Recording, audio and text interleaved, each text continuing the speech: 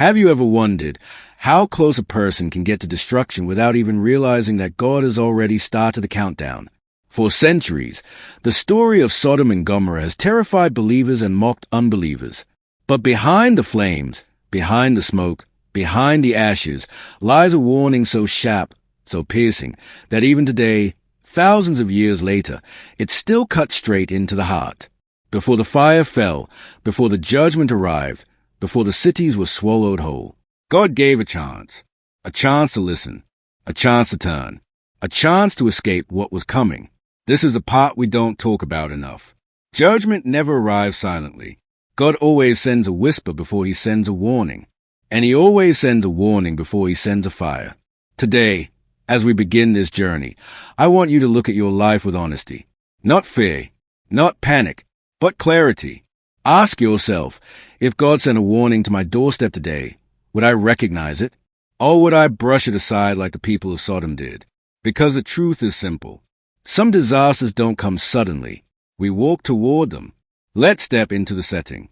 Two cities standing proudly on the fertile plains near the Dead Sea, Sodom and Gomorrah. From a distance, they looked blessed, prosperous, alive. But spiritually, they were already dying. In Scripture, these cities carried a reputation so dark that their very names became symbols of corruption. Not just sin, but celebrated sin, normalized sin, sin defended, protected, and woven into daily life. These weren't places where people occasionally slipped. These were places where wickedness ruled, where immorality, violence, cruelty, and pride were so common that righteousness felt foreign, strange, almost offensive. But before we rush to the fire and brimstone, remember this. God didn't want to destroy them. He gave every chance for mercy. Abraham, God's friend, stood before him earlier and pleaded, "Lord, will you spare the city for the sake of 10 righteous people?" And God said yes. If just 10 hearts were still aligned with him, the cities would live. Think about that. Not hundreds, not 50, not even 20, just 10. And yet, there were not even 10. Which brings us to the question that sits at the center of this entire story. What happens when an entire society turns its back on righteousness? What happens when a culture becomes so comfortable in darkness it can no longer recognize light, even when God himself sends it to their door? This chapter sets the stage for everything that is about to unfold. Not a random act of judgment, but the consequence of a people who refuse every warning. Until warning no longer made sense. Evening settles over Sodom, quiet, deceptive, almost peaceful. But beneath the calm surface, the city's soul is rotting. And into this darkness, 2 angels step across the threshold. They arrive at the very moment when the city feels most alive, when the shadows begin to move, when the wickedness that hides in daylight comes out without shame. Yet their presence is not announced by thunder or light. They enter silently, deliberately, like inspectors sent from heaven to witness the final state of a place nearing judgment. At the city gate sits Lot, not just resting, not wandering. He is positioned. The city gate was where leaders gathered, where judgments were made, where respected men sat today. It tells us that Lot wasn't just living in Sodom. He had influence there. He had status. He had a voice. And when he sees the 2 strangers, he stands immediately. He bows. He insists on welcoming them into his home. This is more than kindness, more than culture, more than manners.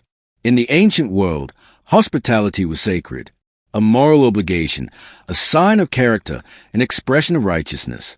To invite a stranger under your roof meant, your safety is now my responsibility. So Lot presses them, urging them to come with him, refusing their suggestion to stay in the open streets. And he does this because he knows something the angels already expect. Sodom is not safe for anyone at night. While the city celebrates its corruption, Lot's heart still remembers righteousness. His hospitality is a bright flame in a land covered in soot, a small act of goodness standing in violent contrast to the moral decay around him. But even this simple gesture, opening his door to strangers, is about to expose just how far the city has fallen, and how desperately judgment is already knocking. Night has fully settled over Sodom now, heavy and suffocating. Inside Lot's home, there's a fragile moment of peace, bread on the table, conversation beginning, protection offered. But outside, evil has already awakened. Word spreads faster than sound. Whispers turn into footsteps. Footsteps turn into a crowd.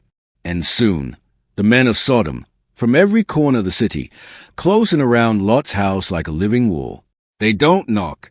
They pound. Their voices roar through the night. Bring them out. We want them. This moment, this scene, is the clearest expression of Sodom's depravity. Not hidden sin. Not private corruption. This is a society that has become so twisted, so morally inverted, that wickedness is now public, organized, and celebrated.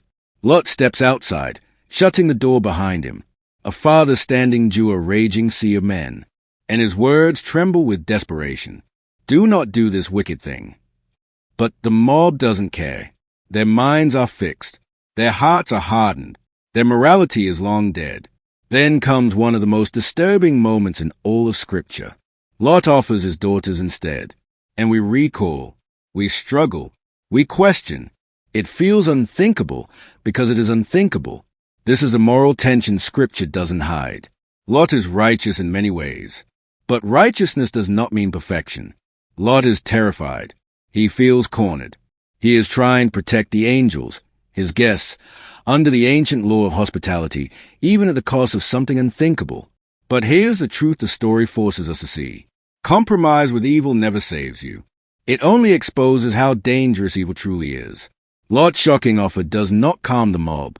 It does not weaken their appetite. It does not soften their violence. Instead, it enrages them. They shout louder. They push harder.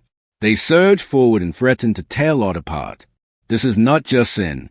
This is a society that has passed the point of return. A culture so consumed with darkness that even a plea for righteousness feels offensive to them. And in that moment, when Lot is second from being crushed by the mob, heaven itself intervenes, just when it seems the mob will break through the door. When Lot is moments away from being swallowed by their fury, a sudden, unseen force pulls him backward. The angels reach out, seize him, and drag him safely inside.